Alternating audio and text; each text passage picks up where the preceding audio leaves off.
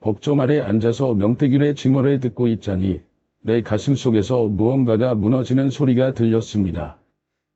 녹음기가 돌아가고 차가운 흥광등 불빛이 증언들을 비추는 가운데 이 남자는 또다시 자신의 말을 바꾸고 있었습니다. 처음 그가 입을 열었을 때를 기억합니다. 그때 명태균은 자신 있게 말했습니다.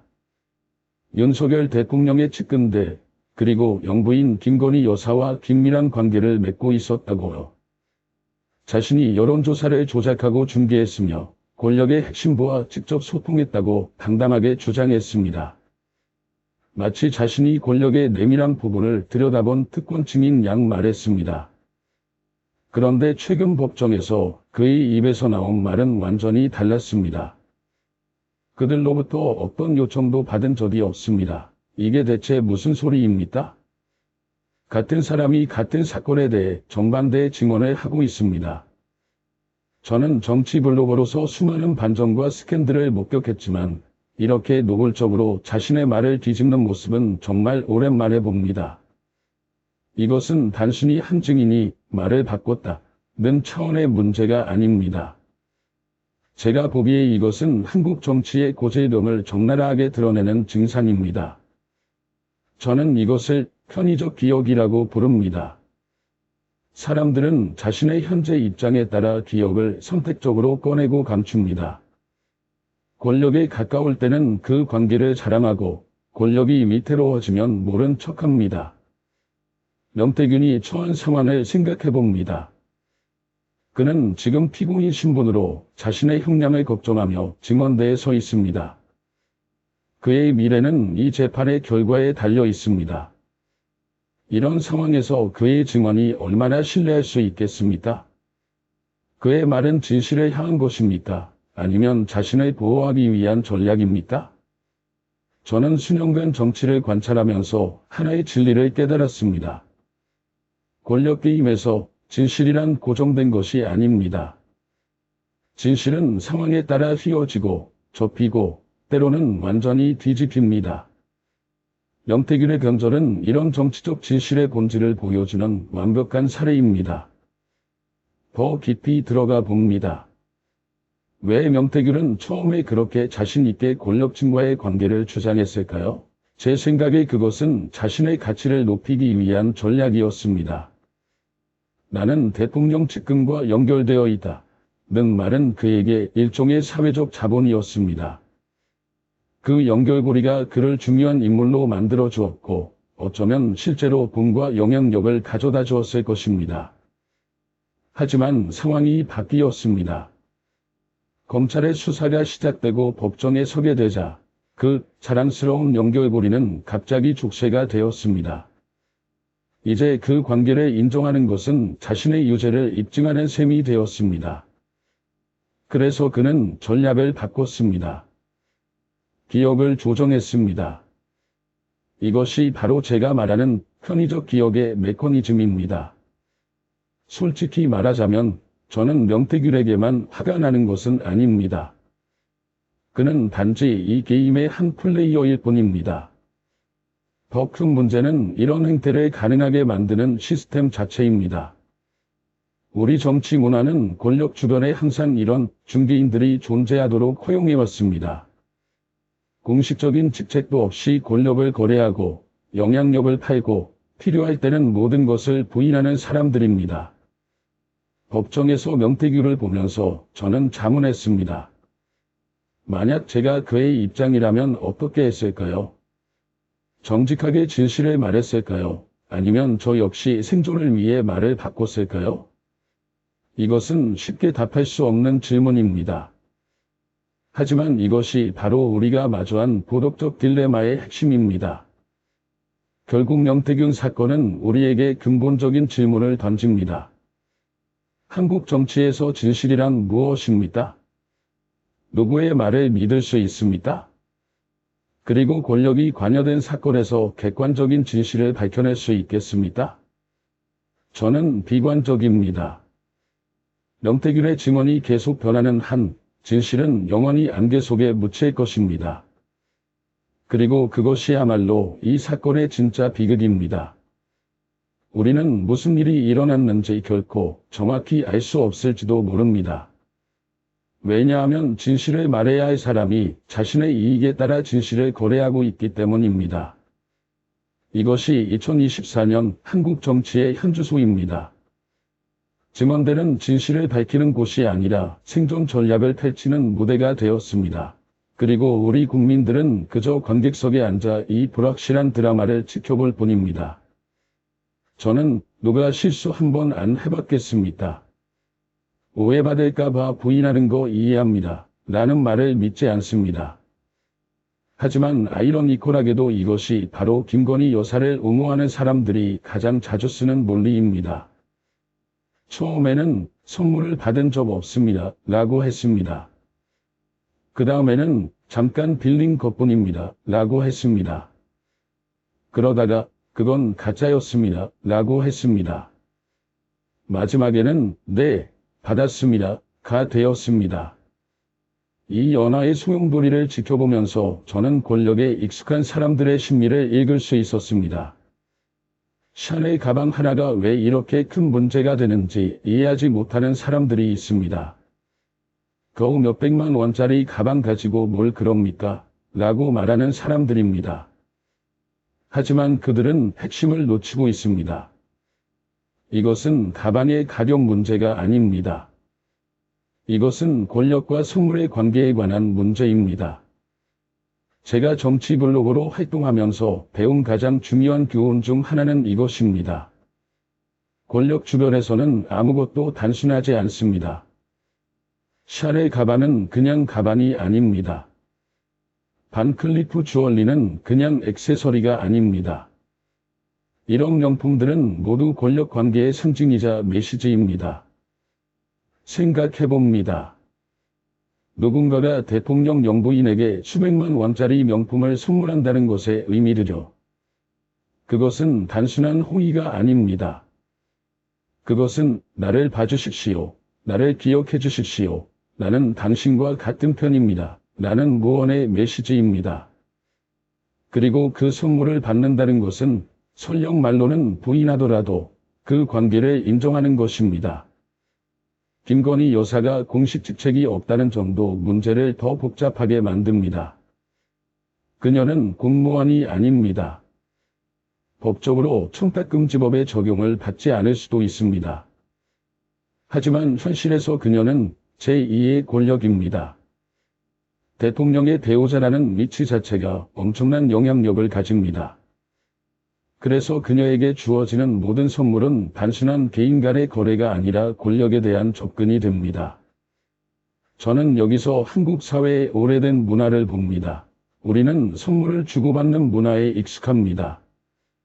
명절이면 선물 세트를, 결혼식에는 축의금을, 승진하면 축가 선물을 줍니다. 이것이 우리의 전통이고 인간관계를 유지하는 방식입니다. 하지만 권력자에게 주는 선물은 다릅니다. 그것은 문화가 아니라 거래가 됩니다. 김건희 여사 측의 변명을 들어보면 흥미롭습니다. 거절하기 어려운 상황이었습니다. 돌려주려고 했는데 기회가 없었습니다. 그냥 보관만 하고 있었습니다. 이 모든 변명에는 공통점이 있습니다. 바로 피해자 코스프레입니다. 마치 자신이 원하지 않았는데 어쩔 수 없이 받게 된 것처럼 포장합니다. 하지만 저는 묻고 싶습니다. 정말로 거절하기 어려웠을까요?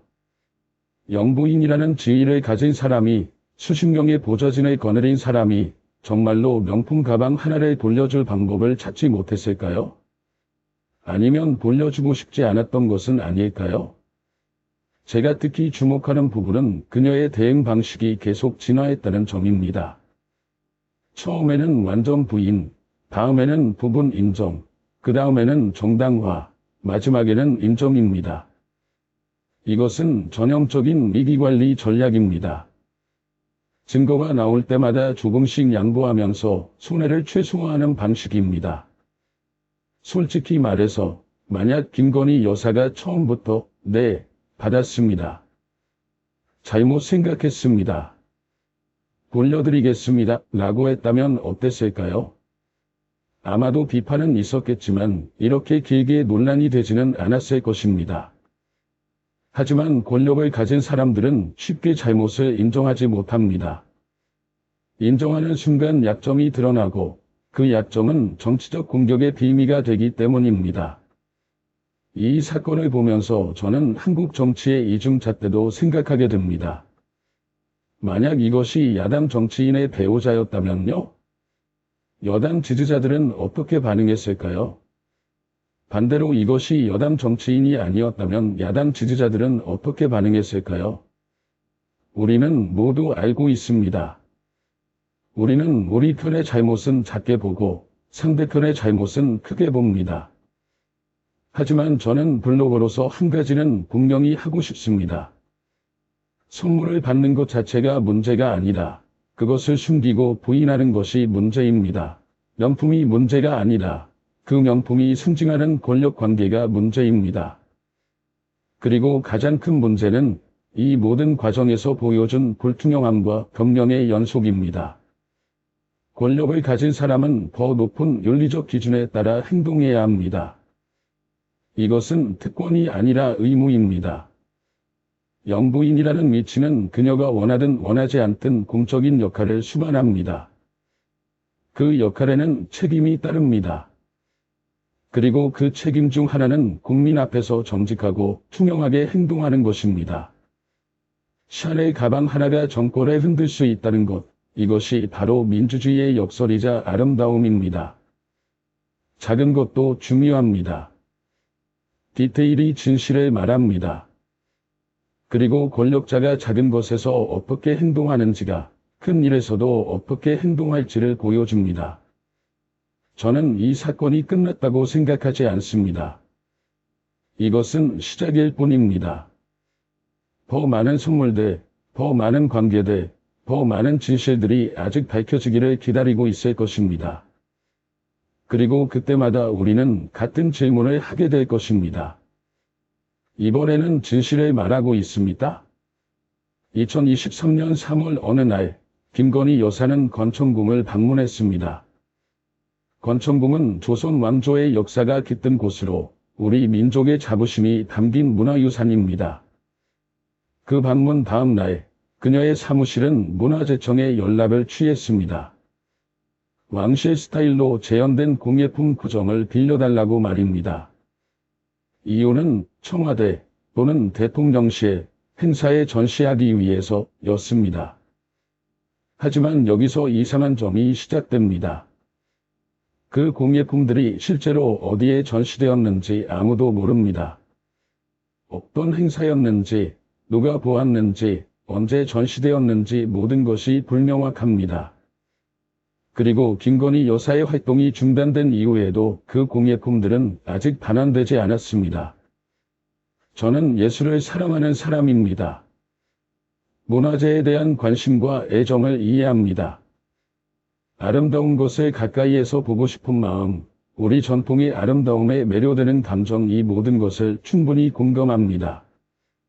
하지만 정치 관찰자로서 저는 이 질문을 던지지 않을 수 없습니다. 권력이 국가의 물건을 빌릴 때 그것은 어떤 자격으로 빌리는 것입니까? 시민으로서입니까? 아니면 권력의 상징으로서입니까? 이 질문이 중요한 이유를 설명하겠습니다. 만약 공적인 목적이라면 명확한 절차가 있어야 합니다. 대여 신청서, 전시 계획서, 보안 대책, 반환 일정, 이 모든 것이 문서로 남아야 합니다. 하지만 이번 경우에는 그런 공식적인 흔적을 찾기 어렵습니다. 반대로 사적인 목적이라면 더욱 문제입니다. 국가문화재는 개인의 감상을 위해 빌려주는 것이 아닙니다. 아무리 그 사람이 영부인이라 해도 말입니다. 문화재는 국민 모두의 것이지 특정 개인의 소유물이 아닙니다. 저는 이 사건에서 한국 사회의 뿌리 깊은 문제를 봅니다. 바로 특권의 모호함입니다. 권력을 가진 사람들은 종종 공과 사의 경계를 흐리게 만듭니다. 공적인 일인 것처럼 포장하면서 사적인 이익을 취하고 사적인 일인 것처럼 주장하면서 공적 자원을 사용합니다. 건천궁은 단순한 건물이 아닙니다. 그곳은 고종 황제가 머물렀던 곳이고 명성황후가 시해당했던 역사의 현장입니다. 우리 민족의 아픔과 자부심이 함께 새겨진 공간입니다. 그런 곳에서 영부인이 공예품을 빌렸다는 것은 단순히 물건을 빌린 것 이상의 의미를 갖습니다. 그것은 우리의 역사와 문화를 어떻게 다루는가에 대한 태도를 보여줍니다. 존중하는가, 아니면 소비하는가? 보존하는가, 아니면 이용하는가? 이것이 바로 제가 이 사건을 중요하게 보는 이유입니다. 문화재청의 역할도 의문입니다. 그들은 왜 이 대여를 승인했습니까? 정상적인 절차를 거쳤습니까? 아니면 영부인의 요청이라는 압력 앞에서 원칙을 굽혔습니까? 만약 일반 시민이 같은 요청을 했다면 승인되었을까요? 답은 명백합니다. 그럴 리가 없습니다. 이것이 바로 특권의 본질입니다. 특권은 법으로 명시되지 않습니다. 오히려 법의 틈새에서 절차의 모호함 속에서 작동합니다. 공식적으로는 안 되지만 당신이니까 라는 식의 예외가 쌓이면서 특권은 공고해집니다. 저는 이렇게 묻고 싶습니다. 그 9개의 공예품은 지금 어디에 있습니까? 누가 보관하고 있습니까? 언제 반환될 예정입니까? 이런 기본적인 질문에 대한 답조차 명확하지 않다는 것이 이 사건의 핵심입니다. 더 나아가 저는 이것이 빙산의 일각이 아닐까 의심합니다.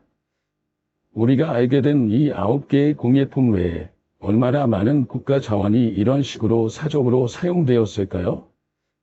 얼마나 많은 작은 예외들이 쌓여서 큰 특권 구조를 만들었을까요? 예술과 문화를 사랑하는 것은 좋습니다. 하지만 그 사랑이 공적 자원을 사유화하는 것으로 이어져서는 안 됩니다. 권력자의 문화적 취향은 존중받아야 하지만 그것이 국민의 문화재를 마음대로 다루는 권리로 변질되어서는 안 됩니다. 저는 문화재청이 이번 사건에 대해 전면적인 조사를 해야 한다고 생각합니다. 언제, 어떤 절차로, 누구의 승인하에 대여가 이루어졌는지, 그 공예품들이 어디에 있었는지, 왜 아직 반환되지 않았는지, 이 모든 것이 투명하게 밝혀져야 합니다. 그리고 더 중요한 것은 재발 방지입니다. 앞으로는 누구든, 심지어 대통령 가족이라 해도 국가 문화재를 빌릴 때는 명확한 공개 절차를 거쳐야 합니다. 대여 목적, 전시 장소, 기간, 보안 대책 이 모든 것이 문서화되고 공개되어야 합니다. 국가의 문화재는 권력의 장식품이 아닙니다. 그것은 우리 모두의 유산이고 다음 세대에게 물려줘야 할 자산입니다. 그 가치는 돈으로 환산할 수 없고 권력으로 소유할 수 없습니다. 건천궁의 9개 공예품은 작은 사건으로 보일 수 있습니다. 하지만 저는 이것이 우리 사회가 권력과 공공성을 어떻게 이해하는지를 보여주는 중요한 시험대라고 생각합니다. 이 시험에서 우리가 어떤 답을 내놓느냐가 앞으로 우리 민주주의의 성숙도를 결정할 것입니다. 저는 계속 지켜볼 것입니다. 그리고 계속 질문할 것입니다. 권력이 투명해질 때까지, 특권이 사라질 때까지, 국가의 자산이 진정으로 국민 모두의 것이 될 때까지 말입니다. 디지털 공간에서 전환길이라는 유튜버가 한 말을 들었을 때 저는 등골이 오싹해지는 것을 느꼈습니다. 그는 친정부 성향의 유튜버로 알려진 인물입니다. 그가 방송에서 다른 사람의 말을 전달하는 형식으로 이렇게 말했습니다. 이재명을 잡아서 나무에 묶는 사람에게 10만 달러 현상금을 걸어야 한다. 이것은 반쯤은 농담, 반쯤은 진담이라고 변명할 수 있는 발언입니다. 하지만 저는 이것을 언어폭력이라고 부릅니다. 그리고 이것은 명백한 범죄입니다. 디지털 시대에 우리는 말의 속도가 이성보다 빠르다는 것을 알아야 합니다. 한 문장이 클릭 한 번으로 수만 명에게 전달됩니다. 리트윗, 공유, 댓글을 통해 기하급수적으로 확산됩니다. 그리고 그 과정에서 맥락은 사라지고 분노만 남습니다. 전환길이 수십만 명의 구독자를 가진 인플루언서라는 점이 중요합니다.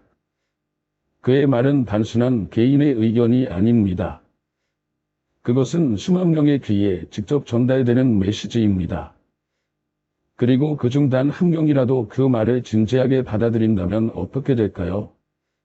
그것은 더 이상 농담이 아니라 선동이 됩니다. 다른 사람의 말을 전달했을 뿐이라는 변명도 교묘합니다.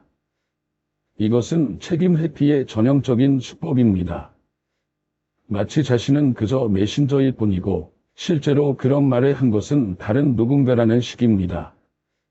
하지만 방송에서 그 말을 입 밖으로 내는 순간 그는 이미 그 메시지의 확산자가 되었습니다. 저는 여기서 우리 사회의 위험한 흐름을 봅니다. 정치적 반대자를 향한 증오가 점점 더 노골적으로 표현되고 있습니다.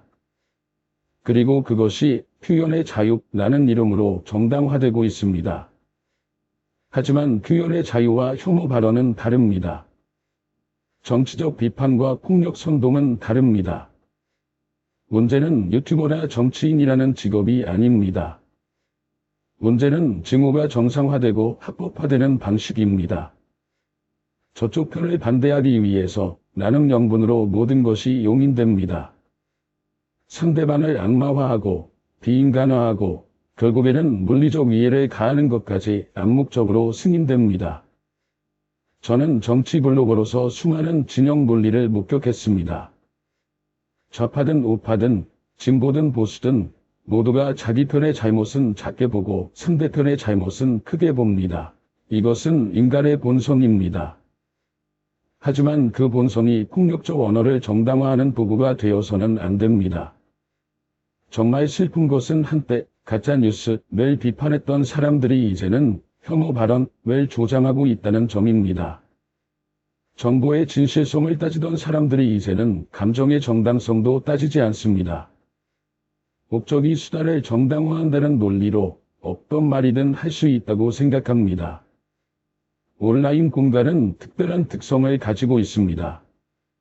익명성, 거리감, 즉각성 이 모든 것이 결합되어 사람들은 현실에서는 절대 하지 않을 말을 거침없이 합니다. 화면 뒤에 숨어서 키보드를 두드리는 것은 쉽습니다. 그 말이 가져올 결과를 직접 보지 않아도 되기 때문입니다. 하지만 디지털 공간의 말도 현실에 영향을 미칩니다. 온라인에서 시작된 증오는 오프라인에서 폭력으로 이어질 수 있습니다. 전 세계적으로 이런 사례들이 증가하고 있습니다. 누군가의 농담이 다른 누군가에게는 행동의 정당화가 됩니다. 저는 전환길의 발언이 법적으로 어떻게 처리될지 지켜보고 있습니다. 하지만 법적 처벌보다 더 중요한 것은 사회적 인식의 변화입니다. 우리는 이런 종류의 발언을 용인해서는 안 됩니다. 진영 논리를 떠나서 어떤 정치인을 지지하든 반대하든 폭력을 암시하는 언어는 절대 정당화될 수 없습니다. 언론인과 인플루언서들은 더 큰 책임을 가져야 합니다. 그들의 말은 일반인의 말보다 훨씬 더 큰 파급력을 가집니다. 수만 명이 듣고 믿고 따릅니다. 그래서 그들은 더 조심해야 하고 더 신중해야 하고 더 책임감 있게 말해야 합니다. 저는 또한 플랫폼의 책임도 묻고 싶습니다. 유튜브는 이런 콘텐츠에 대해 어떤 조치를 취했습니까? 알고리즘은 이런 혐오 발언을 더 많은 사람들에게 추천했습니까? 수익화는 계속 허용되었습니까?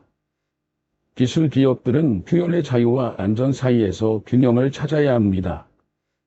우리 사회는 지금 위험한 선을 넘나들고 있습니다. 정치적 의견 차이는 민주주의의 본질입니다.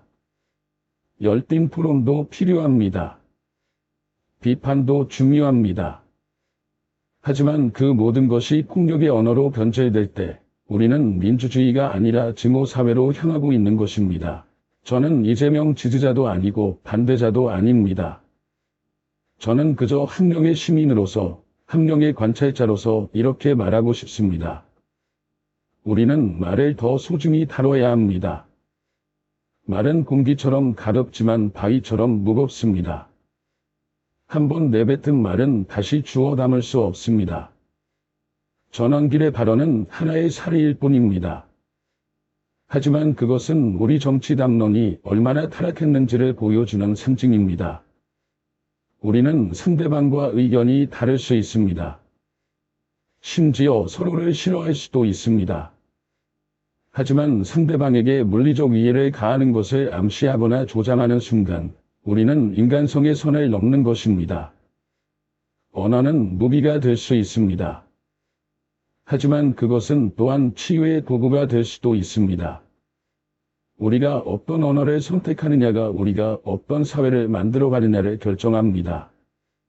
저는 우리가 증오의 언어가 아니라 존중의 언어를, 폭력의 수사가 아니라 대화의 문법을 선택하기를 바랍니다. 그것이 불가능해 보일 수도 있습니다. 이미 너무 많은 증오가 쌓였고 너무 깊은 분열이 생겼습니다. 하지만 변화는 항상 작은 것에서 시작됩니다. 한 사람이 혐오 발언을 거부하는 것에서, 한 플랫폼이 폭력적 콘텐츠를 제재하는 것에서, 한 사회가 이것은 잘못되었다고 말하는 것에서 시작됩니다. 저는 계속해서 이런 발언들을 기록하고 비판할 것입니다. 그것이 제가 블로거로서 할 수 있는 일이기 때문입니다. 그리고 저는 믿습니다. 언젠가 우리 사회가 지금보다 더 성숙해지고, 더 관용적이고, 더 평화로워질 수 있다고 말입니다.